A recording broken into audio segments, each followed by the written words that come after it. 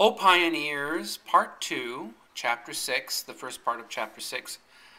At dinner that day, Alexandra said she thought they must really manage to go over to the Shabatas that afternoon.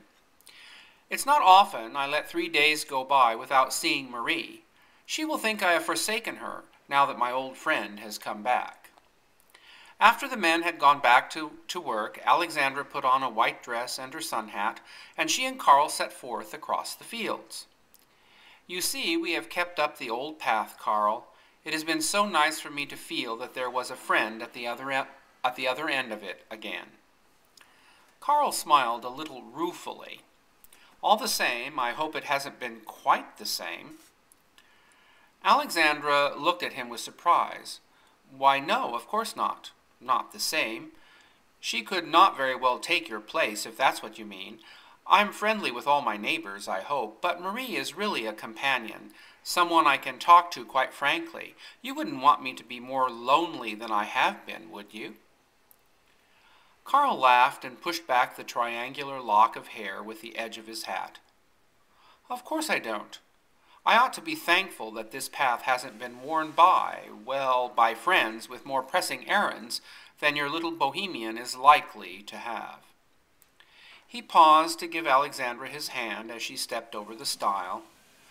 Are you the least bit disappointed in our coming together again? He asked abruptly. Is it the way you hoped it would be? Alexandra smiled at this. Only better. When I've thought about your coming, I've sometimes been a little afraid of it.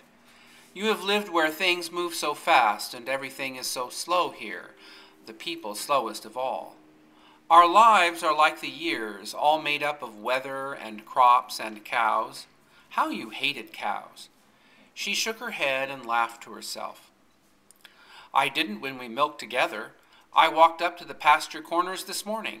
I wonder whether I shall ever be able to tell you all that I was thinking about up there. It's a strange thing, Alexandra.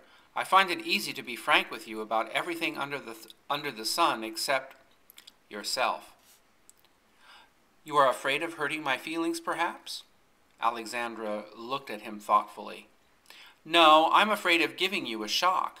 You've seen yourself for so long in the dull minds of the people about you that if I were to tell you how you seem to me, it would startle you. But you must see that you astonish me. You must feel when people admire you. Alexandra blushed and laughed with some confusion. I felt that you were pleased with me, if you mean that. And you felt when other people were pleased with you? He insisted. Well, sometimes. The men in town, at the banks and the county offices, seem glad to see me. I think myself it is more pleasant to do business with people who are clean and healthy looking, she admitted blandly.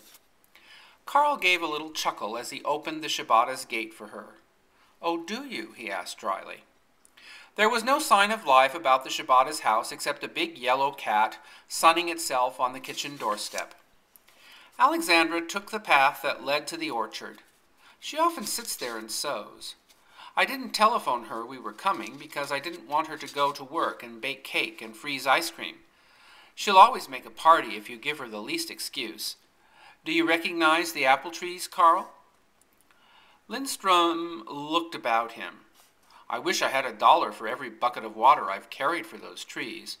Poor father, he was an easy man, but he was perfectly merciless when it came to watering the orchard. That's one thing I like about Germans.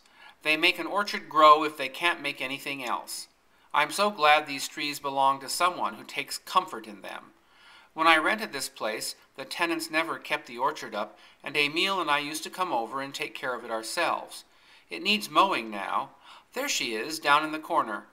Maria, she called. A recumbent figure started up from the grass and came running toward them through the flickering screen of light and shade. Look at her. Isn't she like a little brown rabbit? Alexandra laughed. Marie ran up panting and threw her arms about Alexandra. Oh, I had begun to think you were not coming at all, maybe. I knew you were so busy. Yes, Emile told me about Mr. Lindstrom being here. Won't you come up to the house? Why not sit down here in your corner? Carl wants to see the orchard. He kept all these trees alive for years, watering them with his own back. Marie turned to Carl. Then I'm thankful to you, Mr. Lindstrom.